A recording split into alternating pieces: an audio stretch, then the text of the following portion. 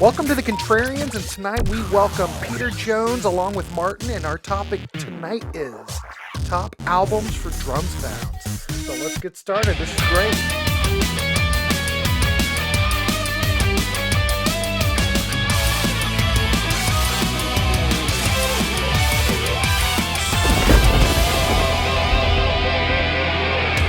All right, welcome back to the Contrarians. We've got another special edition here, all about drums. This time it's all about drum sounds. We've got our drum swami with us, Peter Jones. Very cool. Hello, Martin. Yeah, morning. And so the idea here is we are going to talk about our favorite drum sounds. We had a hard time keeping the list down, but we're going to try to stay disciplined here. We've got 10 each kind of thing. And so, yeah, you were just looking with what we like about the snare drum, the bass sound, the echo, what the cymbals sound like, how it integrates into these albums. So, yeah, pretty cool discussion I think this will be. And I will turn it over to Peter, who will give us his first three of our 10 each. Take it Very away. good. Pleasure to be here. Good to see you. Yeah. You know, right off the bat, let's just say what goes into a drum sound is an exceptionally complicated thing. Drums are, I believe, the most challenging to record of all instruments.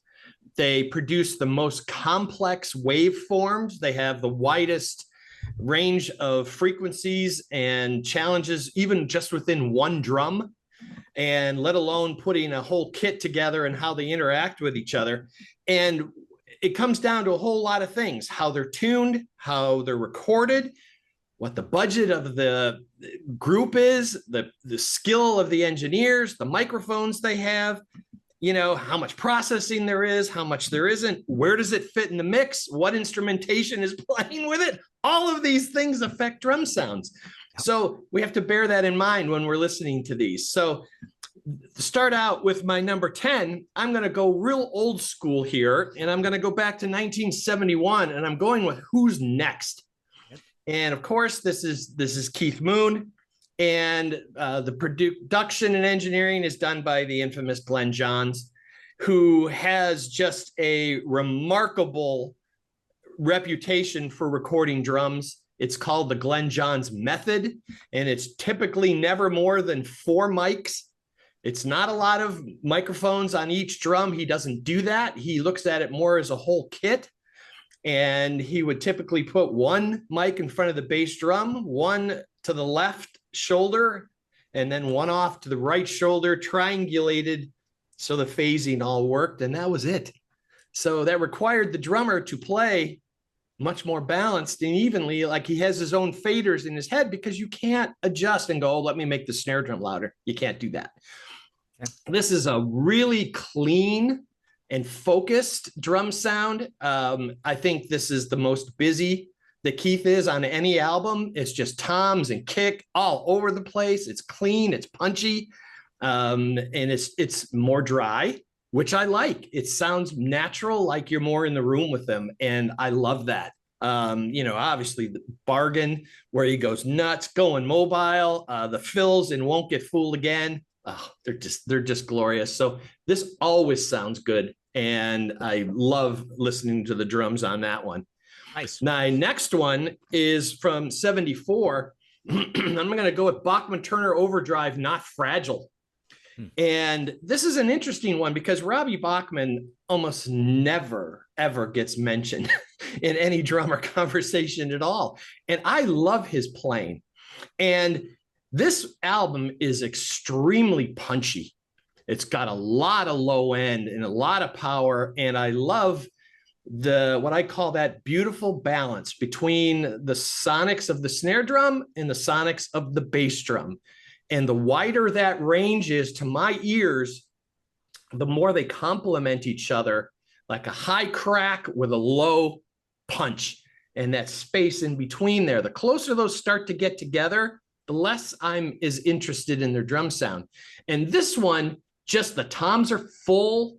They're dry. You know, this is the 70s. This is not the big ambient kind of sound that can come in later decades. But it is so clean and it works so perfect for the material. The guitars are great and everything on here. And I think his drumming on here is just really amazing. Rolling down the highway and especially freewheeling. where he's just kind of thundering along and everything. I love the drum sound on this one. And my last of the first round here, this goes to 1990, and I'm going to go with Queensryche's Empire, Scott Rockenfield with Peter Collins, and of course James Barton on engineering here. The sound on this is enormous, 100% different from the first two records I just picked out. These are really ambient and big and sustaining and very resolute. And I think that they're just so far forward in the mix, and they really have a really aggressive sound to them. And I think Scott's playing on this is exceptionally tasty. Great snare drum sound on this. It's just punchy, and the bass drums sound enormous. And the anniversary reissue of this is even better, and it really cleaned it up even more. And the song, his drumming on Empire, Best I Can, and I really liked them on Hand on Heart, and I think they sound really great. They're not as heavy as their earlier records, but boy, the drums on this just sound amazing. So those are my first three. Nice. Yeah, I think Empire sounds really huge and correct. It almost sounds like the corollary would be the Metallica Black Album, where it's just like big and correct and bold. Everything's in its place. It's pretty sober. It's pretty conservative. I never would have thought about the BTO one, because I always think of the big heavy songs where there's the drumming is clumpy and Peter Chrissy and pulled away sort of thing. So I never really think of the sound. But as soon as you said roll on down the highway, I think, yeah, that is a beautiful, big Southern rocking sort of drum sound on that kind of thing. Yeah. Oh yeah, and I'll just comment quickly. I almost went with the Keith Moon album as well, and I would have thought Quadrophenia is kind of the same sort of thing. It's got the same kind of sound. They get a little more high fidelity on Who by Numbers, and then the Kenny Jones thing is a whole different thing. Interesting drum sound, little more smoosh to the mid ranges on that, right? Right, I agree. Kind of thing. So okay, so my first one is Led Zeppelin In Through the Outdoor. I think John Bonham's drum sound is overrated. I don't think you get it too often. And I think this is where it really comes to fruition. Wait, hang on. I'm holding up Coda because I wanted to talk about Coda. In Through the Outdoor, I think it really comes to fruition on this album. But the funny thing about Coda is it reminds me there's a parallel with Van Halen and Up for Breakfast and It's About Time, where the extra tracks on here from the same sessions, like your Ozone Baby and your Darlene, I think sound even better than what you get on here, especially Ozone Baby. Yes.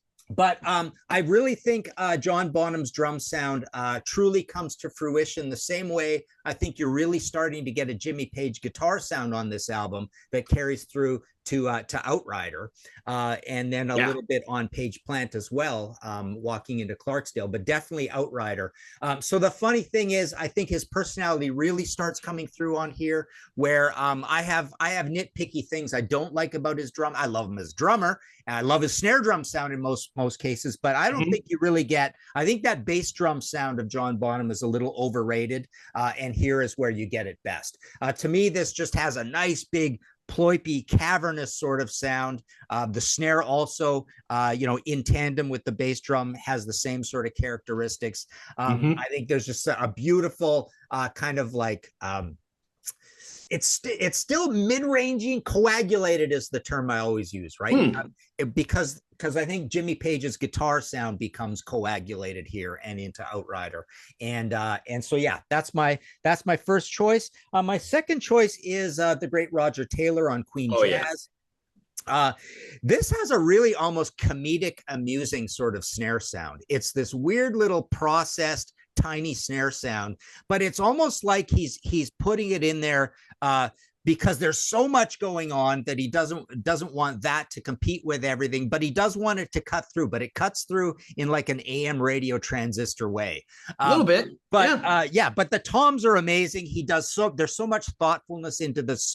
The toms, you get the loose head idea and the sort of sort of what would you call it? Tabla kind of sound. Sometimes Yep. you get this overdriven thing. My favorite example of the drum sound on this is at the 139 mark of Dead on Time, that gorgeous fill where it rushes and it surges into the mix. But yeah, I was playing Mustafa earlier. Yeah, exactly. Mustafa, the drums are huge.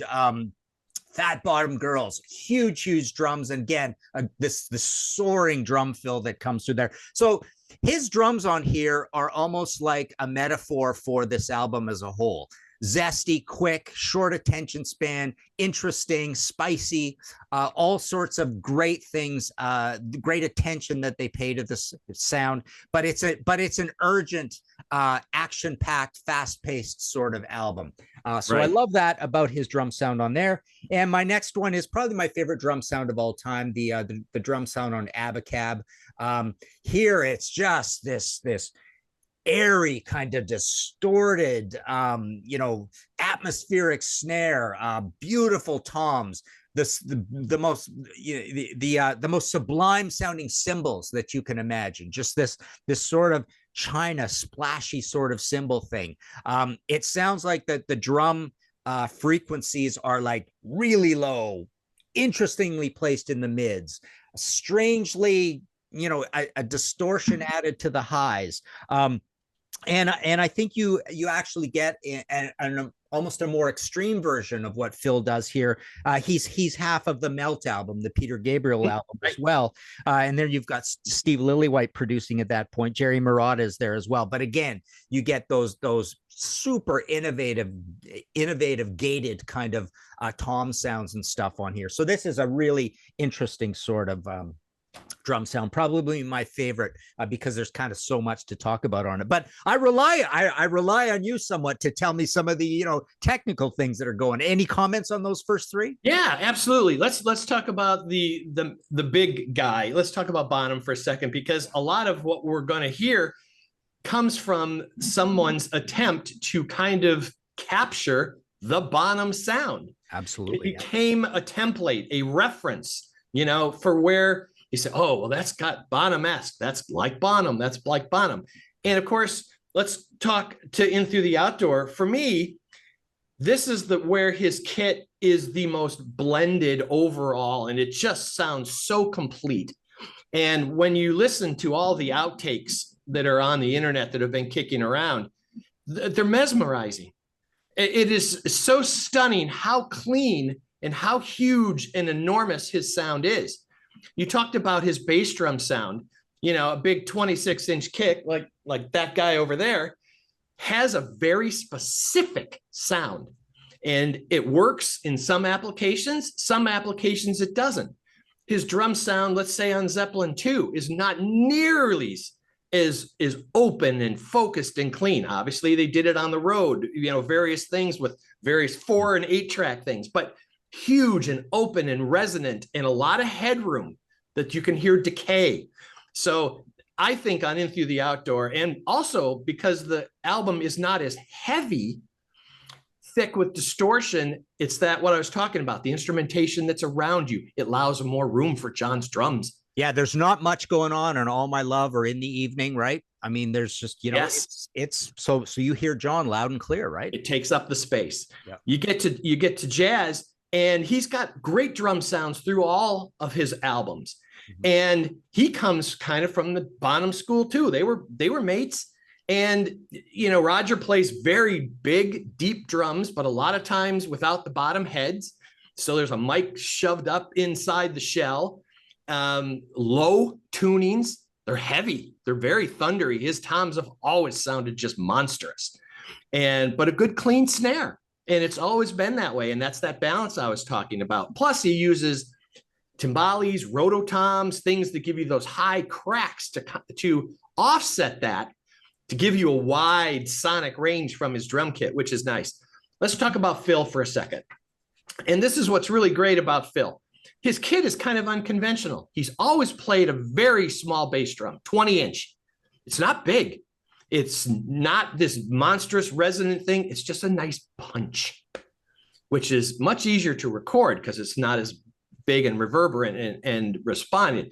He also used a lot of times a very thin, what we call a piccolo snare drum, thin shell, but higher pitch, and it just kind of cracks. And of course, we know that this period he was using single-headed toms.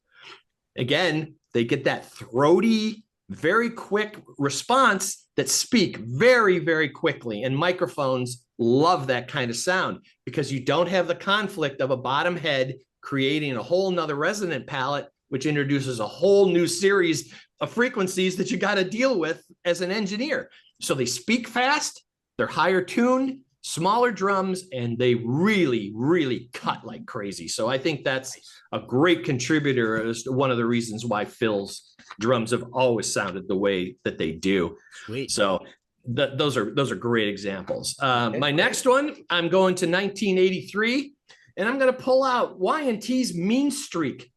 And again, someone from, you'd say, the Bonham School, 26-inch kick, Ludwig drums with Paiste 2002 cymbals. That's how it works. I think this recording as a whole is just spectacular. Everything sounds in its place, and I can never pronounce his name correctly. Is it Tangarides or how do you? Yeah, I always say Tangarides. Yeah, But obviously he's got a great legacy as well as an engineer and a producer. But I just think everything is super clean on this. The snare drum is huge. The cymbals have a lot of clarity and overhead.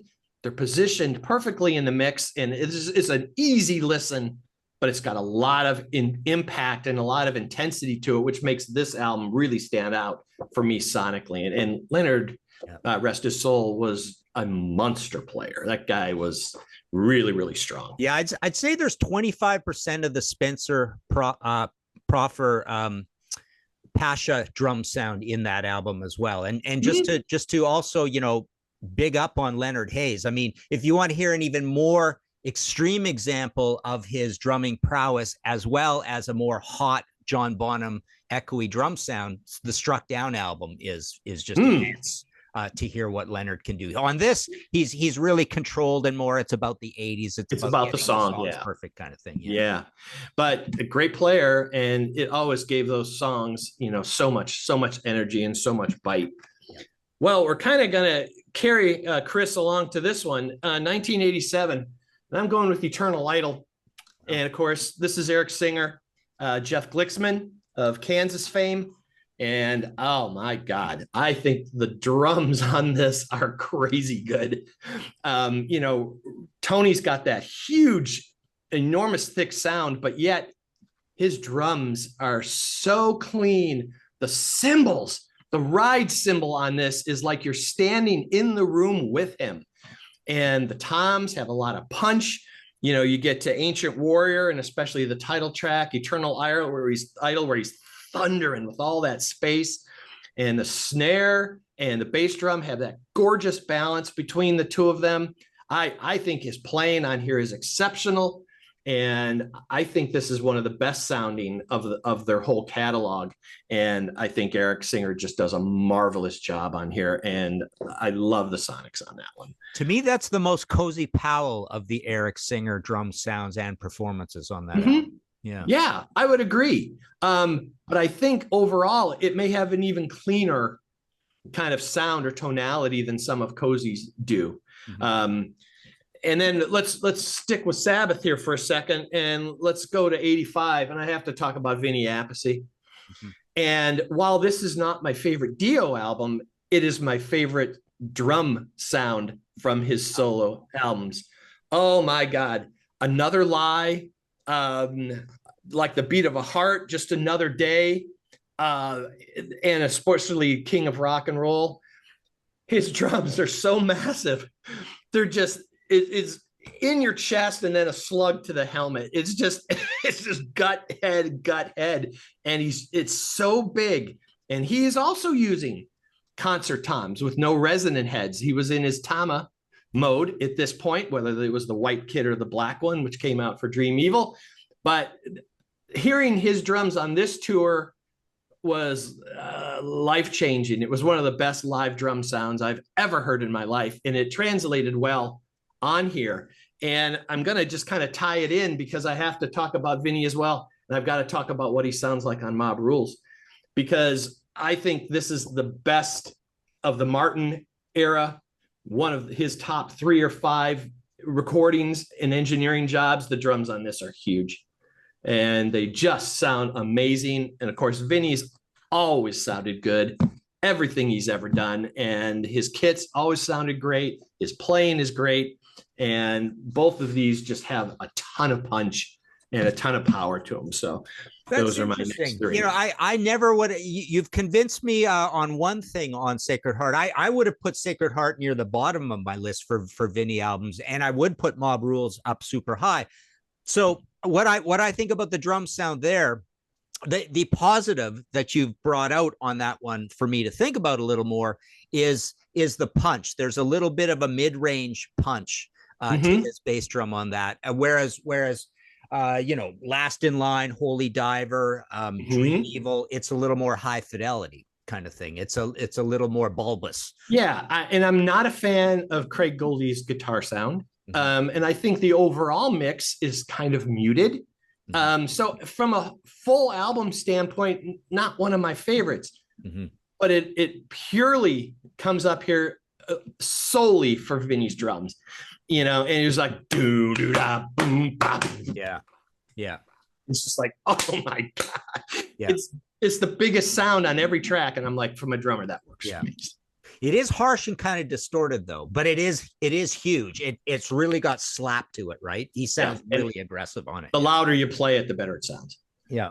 All right. So my next one is King Crimson Beat, the whole Bill Bruford situation. I just love the whole idea of Bill Bruford and what he does with toms, and again that very ploipy, loose skin, you know, timbali sort of thing that he does as well. But this is where, you know, he's adopting that mix of acoustic with the Simmons. He'd stick with that for like 15 years, but you hear it on here, and all 3 of these I just love so much. And then of course even the first UK feels like his personality's coming in to bear what he's going to be doing here as well. But it's funny, I was playing this this morning a little bit, and I realized what I like about the drum sound on this is Tony Levin and his bass work. The bass fits so well together with yes. You know, Bill's pretty clean and pristine sounding drums, but it's nice to hear that fretless bass and how it works so in tune with what and speaking of tune, I mean, Bill Bruford has an interesting tuned sort of feel to it. And if you want a sort of a highlight on here, Neurotica is practically just a crazy drum solo all over. But yeah, great drum sound on that. My next one, the Clash London Calling, a little bit of a different one here. Guy Stevens producing, Topper Hedden. What I love about this, I was driving around in the car playing this album. This is almost like one of my favorite examples of a completely sober, conservative, analog, true drum sound. It's like when people talk about wanting to have a drum sound that sounds like real drums, or, you know, it's always weird when they say things like, oh, we want our drums on the album to sound like they do live. Well, like live usually sounds terrible. Like, I don't even know why people would say that. But and even a true drum sound unmiked can sound problematic. But yes.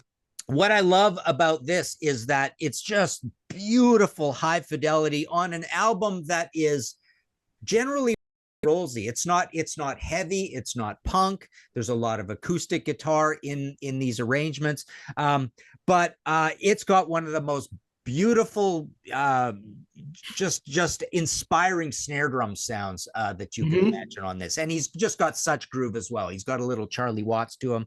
And then, you know, I started thinking about this and thought, you want to hear like a freight train of a snare drum sound, the Sex Pistols album, Never Mind the Bollocks, Here's the Sex Pistols with Paul Cook.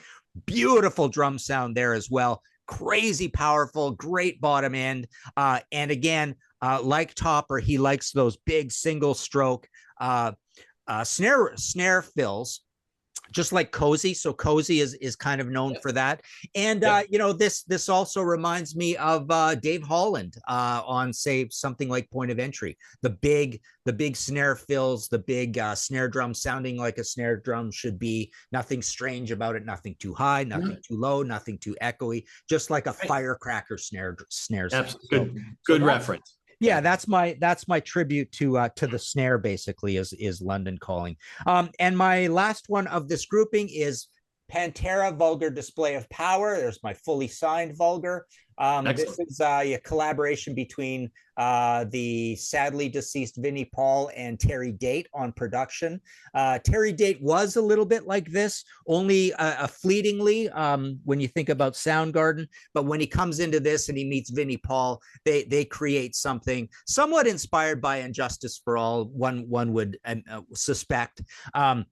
But they take it so far, it's just got this beautiful, completely tight, mechanical sounding, smack you about the head, chest and neck area, bass drum sound.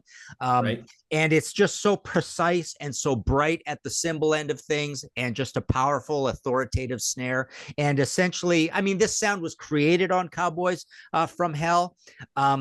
But on this, they really get the low frequencies in the bass drum as well. It just becomes a lot fuller. Right. It was almost more conceptual and halfway back to Injustice for All on Cowboys, and on here they just get this gorgeous drum sound, and they work on, I think it's the next two albums, but he's not on the last one, Terry Date. But I think that's how it works. But yeah, just a super innovative thing that along with Dime's guitar sound creates just a completely unique sound palette that is all theirs. And then it gets more or less adopted and copied by a few smaller metal bands, kind of thing. But yes, the Pantera sound is why Pantera ruled the 90s for heavy metal. And that is my last one of the next three. Excellent choices. Let's talk about Bruford for a minute. And Bill is one of those drummers who plays as a musician first, drummer second. And he thinks as like another instrumentalist. He thinks like a keyboard player or a guitarist or something else. And we talked about that kit: snare drum, one rototom, a gong bass drum, which is an oversized, almost like a timpani, 6 Simmons pads, 1 acoustic bass drum, 1 Simmons electronic bass drum, 6 little Dragon drums, which are kind of like octobans, long, thin tonality things, real short sustain. Simon Phillips uses them a lot on his left side. Small splashes, a china, and a very heavy ride that doesn't wash or sustain a lot. Okay. So what does he do? He uses things so unconventionally. He'll ride on his rototom. He'll ride on the Simmons drum instead of using cymbals, which creates all this crazy space that everything gets to just line up. He goes back and forth, acoustic bass drum, electronic bass drum, and they just are worked in like an Emerson who's got, I've got a Moog over here, I've got a Hammond here, I've got a this, and he's just picking and choosing in such a stupidly creative way.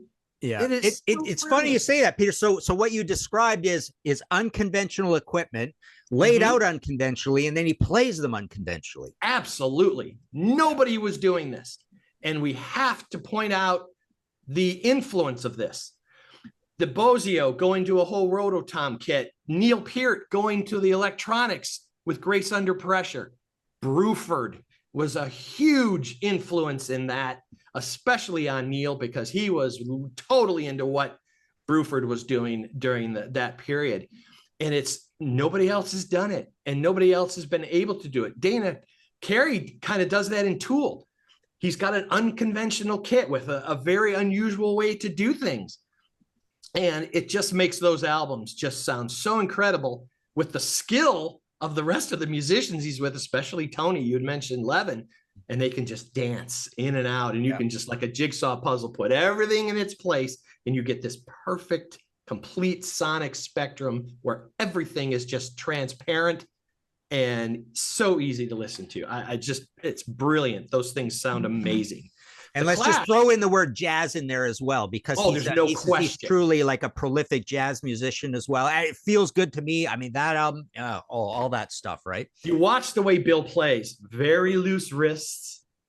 It's not heavy. He's not this. It's controlled, just all controlled, and so much technique and so much skill. The Clash is a perfect example of fitting exactly what the music calls for. It is so simple and so straightforward. You have to have a drum sound like this to make it really work. And they nailed it, because Is it a little dry? Yeah, but the songs require that. You couldn't have a big, echoey drum with what they were playing. It wouldn't have worked. And it just fits so nicely. And I said, everything is in its sonic lane like it's supposed to. Yeah. And it really starts with the drums, and then you're able to build around it. And I also think it's important that the bass has such a tonality that it never interferes.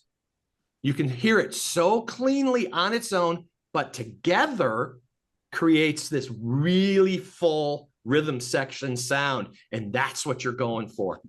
If you isolate one, you're like, oh, that's not this. No. How does it sound together? And they complement each other so perfectly and allow them to create this great sound. Point of Entry is a great example. Yeah, I mean, nobody fills on their snare drum as much as Dave Holland did. He's got 4 toms on his kit and almost never ever uses them. He'll use the 2 up front. I've never seen him hit his second floor tom. It's just there. It's just snare, and I love that too. And Pantera is so unique because he played with a kit very deep, very long bass drums that have a totally different kind of sound than a shorter, smaller bass drum.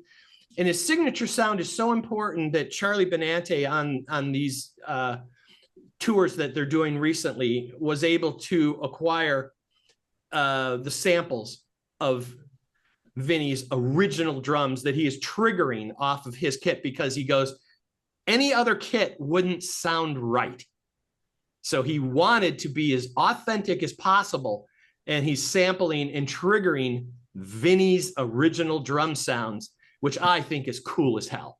There's not a lot of bands that you would need to do that with. You say, well, I'm just me. I'll play as me. And he's like, yeah. My kid, as good as it sounds with Anthrax, would not sound good playing Pantera because the sonics don't work right. And I think that's a huge tip of the hat to what Vinny was able to create. So those are great choices. Let's run through the last ones here. 1983, an album I absolutely love, Heads or Tails Saga. Rupert Hine, Steve Negus, I don't know, Negus, whatever it is. Mm-hmm. It's bright.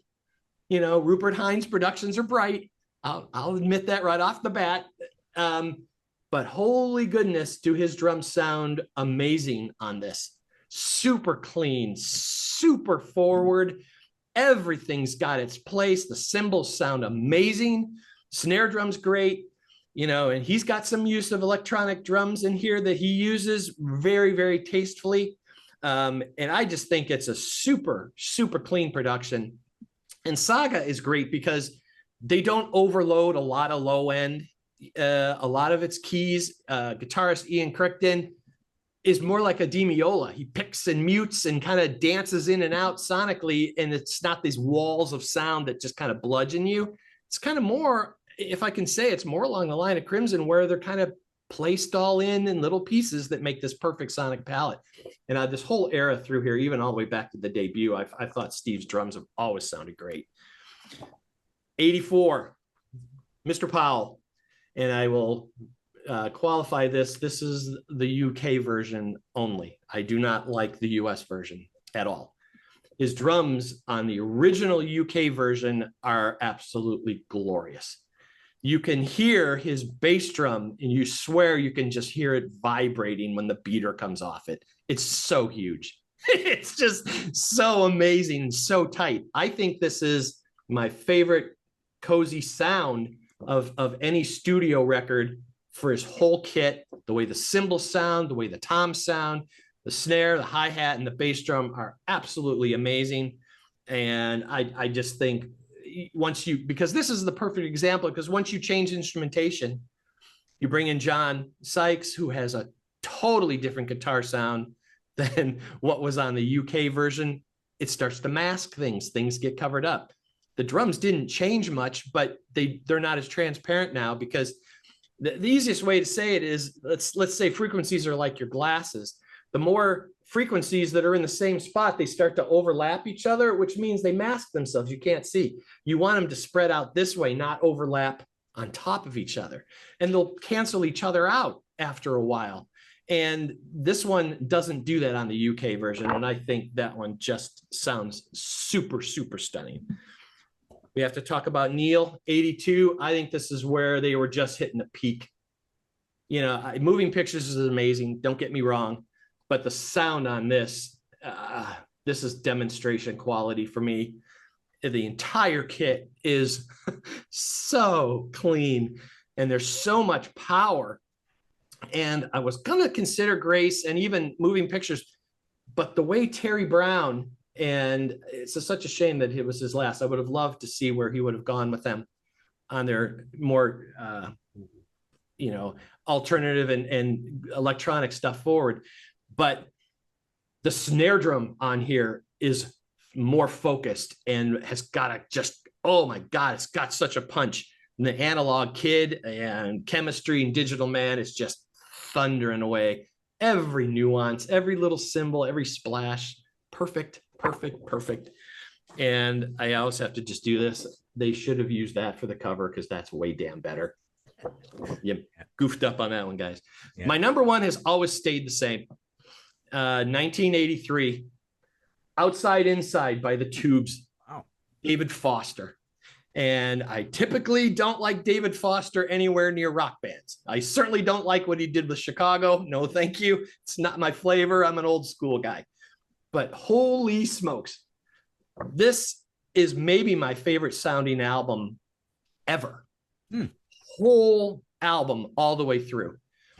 The horns, the backing tracks, the drums, and Prairie Prince on this is just so freaking amazing. Just listen to when the drums come in on She's a Beauty, boom, boom, boom, crack, you know, and everything's just so focused and, oh, so driving. And I just think this is a masterpiece sonically. And this has always been at the top of my list for great sounding anything. So wow, that is really interesting. I'll have to listen to that. So I know that album. I've played that album hundreds of times. I love it to death. But I would love to hear it in this light again. Because to me, I get what you're saying. I've never really thought of it as a production tour de force. I've always thought of it as a really, really good 80s production. It's a vital, punchy, you know, lively sort of 80s production and really well done. You know, I want to, you know, send you away to listen to a great song. I did a podcast episode of my History in 5 Songs with Martin Popoff, audio podcast. I believe it was all about just good drum sounds, but electronic drum sounds, or where electronics are put in. And I just love Golden Earring, When the Lady Smiles, for that. Oh, okay. The interesting, cool types of fills and the way it can sound analog and futuristic at the same time. I feel like there's a little bit of the spirit of that Tubes album in there as well. And I'll listen to that this afternoon. Yeah, it's a beautiful, beautiful drum recording, and it's just such a masterpiece of a song. But yeah, just go hear that one song. Okay. But and on Rush, I would agree with you. That is my favorite sounding drum sound of the entire Rush catalog. I would use the word blended. I love the way his kit is all blended with each other. You know, I think the snare and the cymbals go together beautifully, but I think it also goes together beautifully with the keyboards and what Alex is doing. Well, and I think it's really kind of a last hurrah for the Rickenbacker as well, which is a bass sound that I just, if I play something at my funeral, I just want to hear a 4001 bass.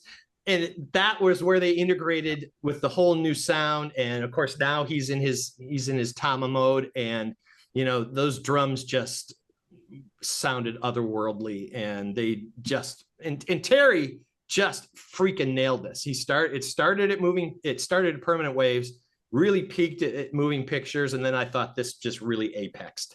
Yeah.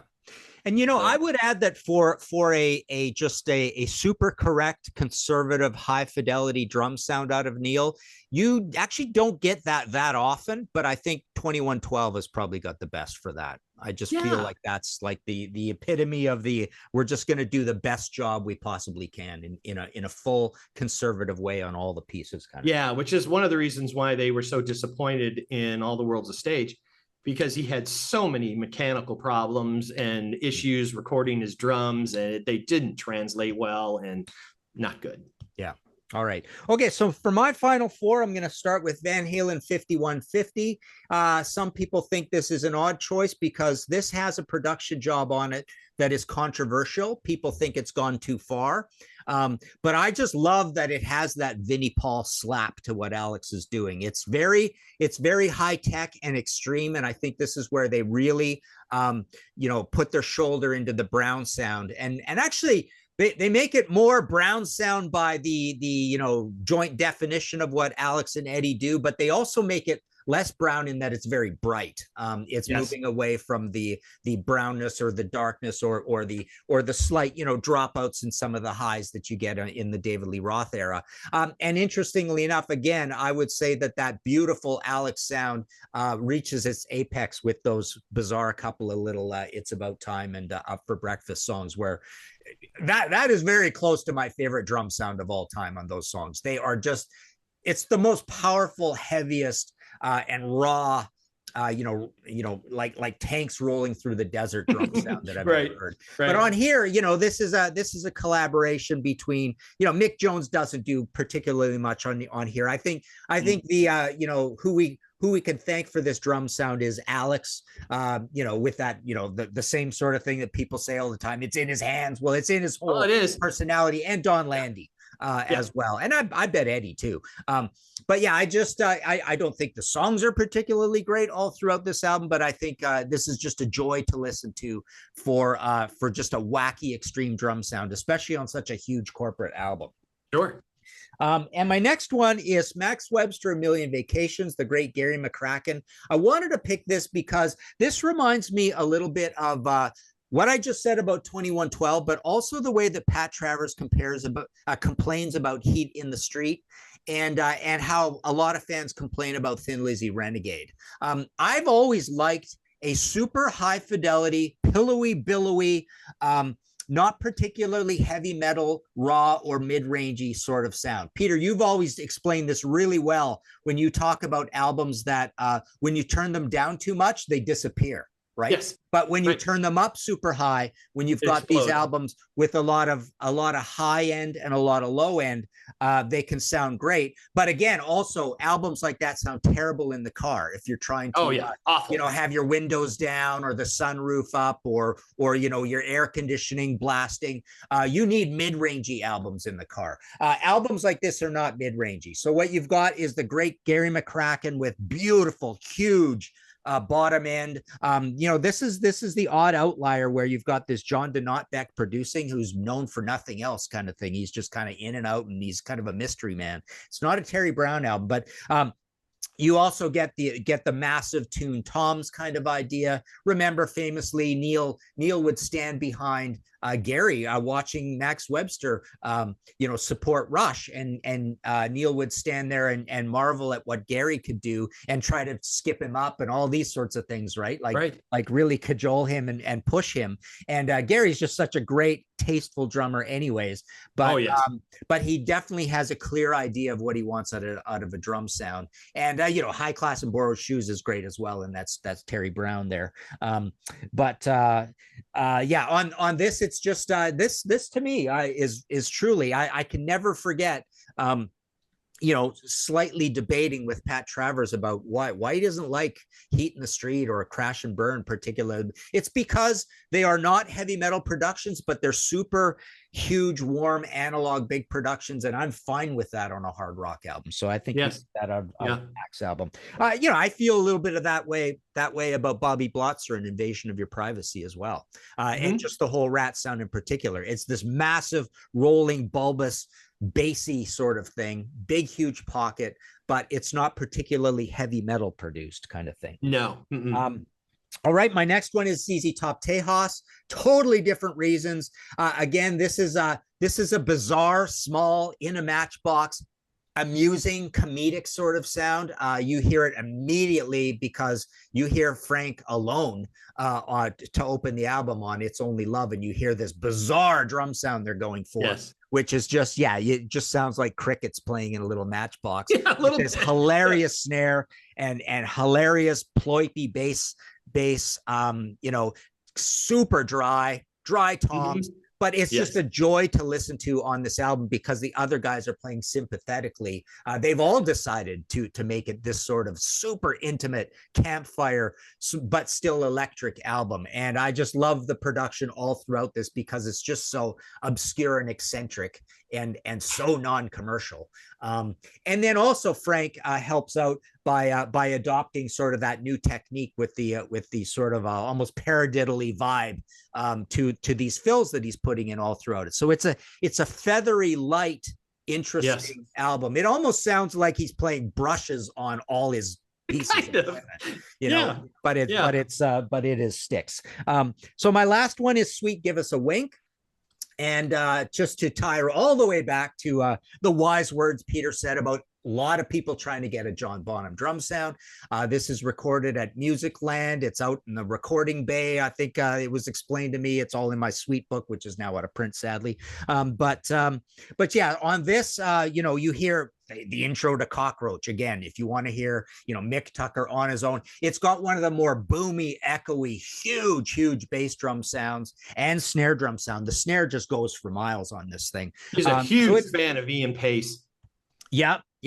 And but the drum production changes a little bit all throughout it. Keep It In is a little bit more of a conventional drum sound, but Action is kind of back to the Cockroach, the big the big rolling single snare, military snare sort of thing that you get on Ballroom Blitz. But just a joyous, gorgeous drum sound. I've often had this theory that Reinhold Mack is thanked on Rainbow Rising, and is that the analog origins of the Mack drum sound that we're going to hear slightly more radically with Queen? I think you kind of get a little bit of a Mack slap on this as well.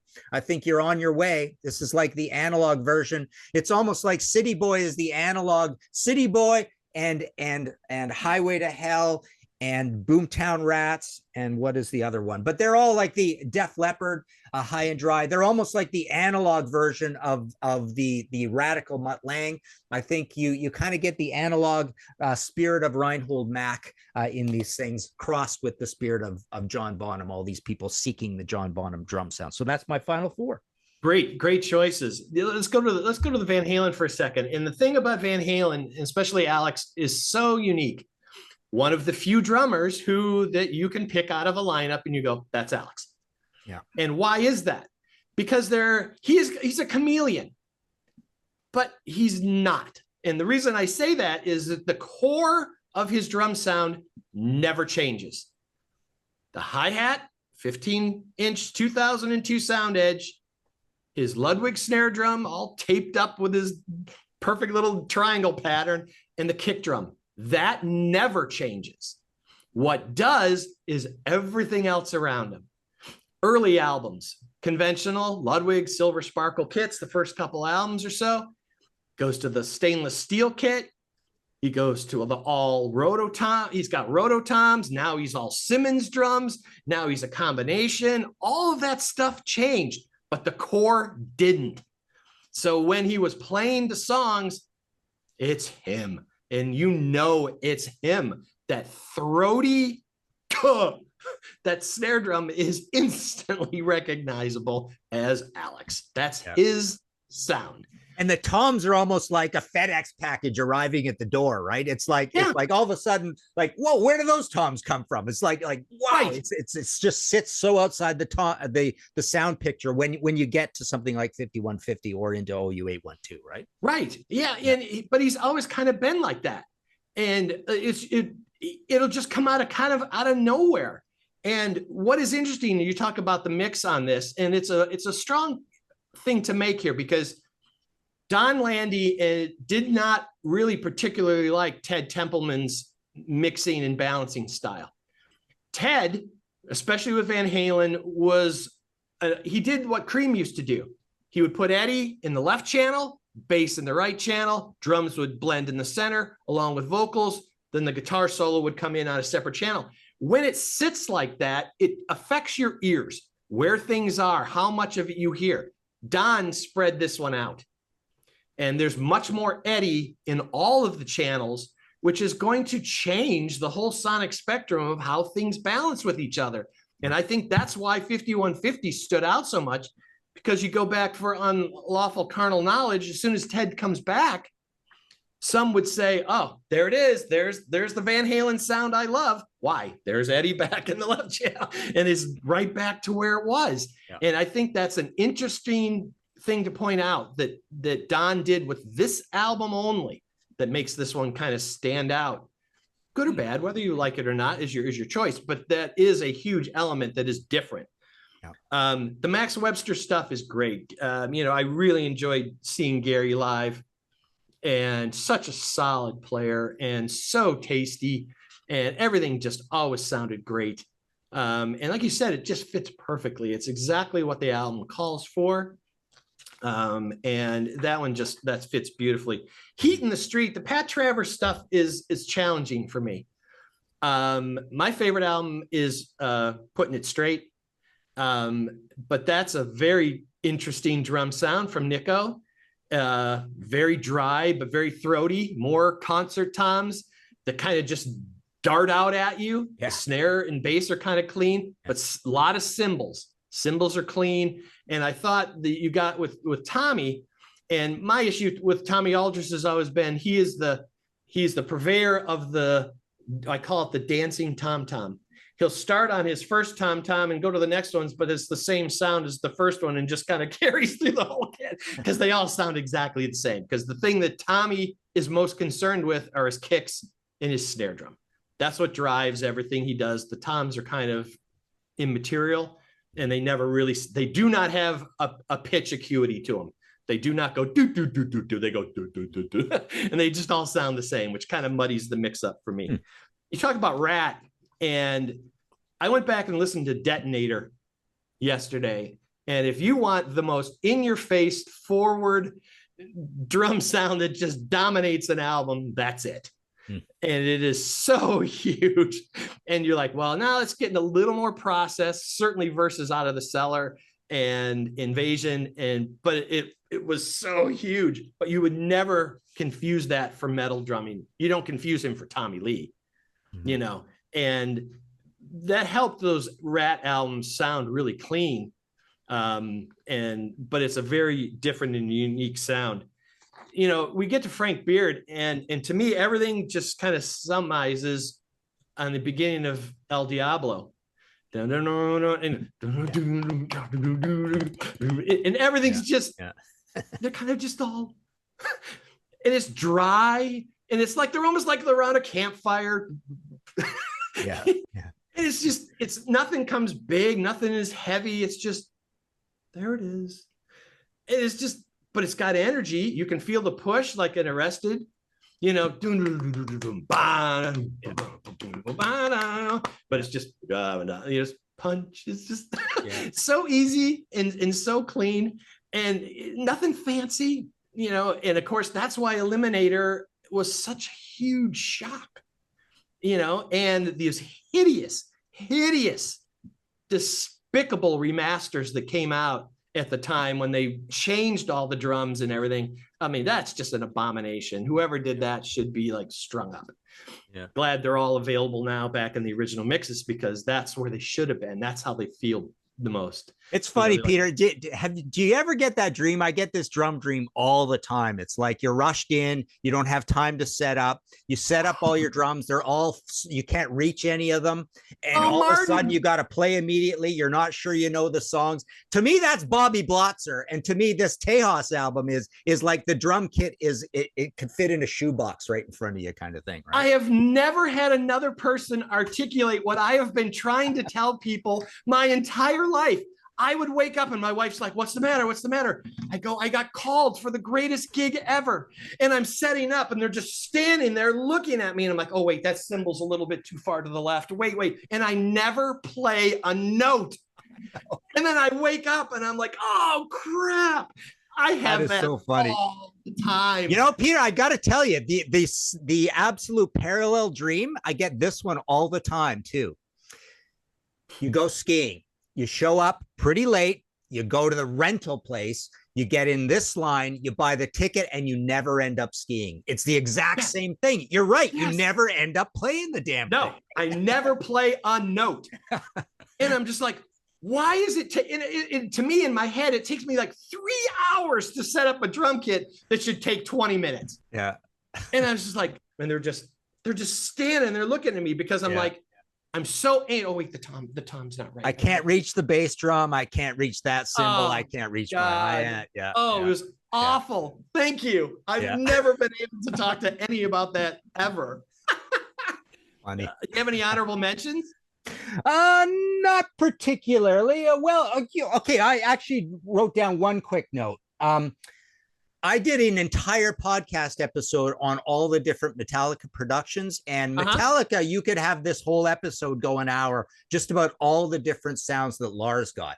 There are some hilarious TikTok videos coming out right now where they're doing Lars playing a certain song in a style, and there's these couple of drummers that just do the massive like lean back, snare started like, halfway through the second bar, but people make a lot of fun of Lars, but he does have an interesting, unique style that has grown over the years. Now maybe it's been too sawed off and they say he's being too simple and things, but it has been an interesting style. But like I say, Ride the Lightning, what a drum sound.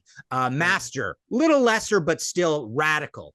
And Justice, super radical. Load, Metallica, just correct. But my honorable mention was the great thing about Load and Reload is this super interesting, huge, but slightly eccentric drum sound that Lars and Bob Rock get together. So that was my only honorable mention. Yeah, a couple quick ones here. I've always loved the Power Station album, Tony Thompson. Holy smokes, huge. Just massive. A lot of processing, but then you can take Tony one step further, paired with Omar Hakim, the drum sound on Let's Dance from David Bowie. Oh, yeah, those are huge. Because it's a hot topic these days in our contrarian world. Philly Hart on Left Overture from Kansas. The drums on there, again, we're back to Jeff Glicksman, who did Eternal Idol. And I've always loved the drum sound from Tommy Price on Scandal's Warrior album. The album he did right before he jumped to Rebel Yell, which also has a really, really, really good drum sound on it. Yeah. So there's a bunch more. The Knack one's great. Danger Money with Terry Bozzio is great. Speaking of the Kansas connection, how about Saxon Power and the Glory with Nigel Glockler? Yeah. That's big insane. drum, big sound. Huge, big sound. I mean, we could have picked, sound, we could have picked a Maiden, pick your flavor, either the Clive first time you hear Nico, you think of Peace of Mind. The first time you get that Nico world, and then he kind of does it forever. But yeah, the first time you hear that, very exciting, right? Yeah. The drum sound that Ted McKenna, rest his soul, got on Assault Attack. Yeah. Absolutely massive. The bass drum is just insanely intense. To me, that's a Martin Birch, Cultosaurus erectus crossed with Fire of Unknown Origin, crossed with Heaven and Hell sound you get on that. Yeah. It just sits perfectly where it's supposed to. The toms are huge. And then my last shout out is I absolutely love what Mickey D sounded like on Abigail. And that's just pure metal drumming right there. The cymbals are super clean. Bass drum and hi-hat snare just have this great balance, and those sound really great. So won't get too many. I'll do another whole show. Cool.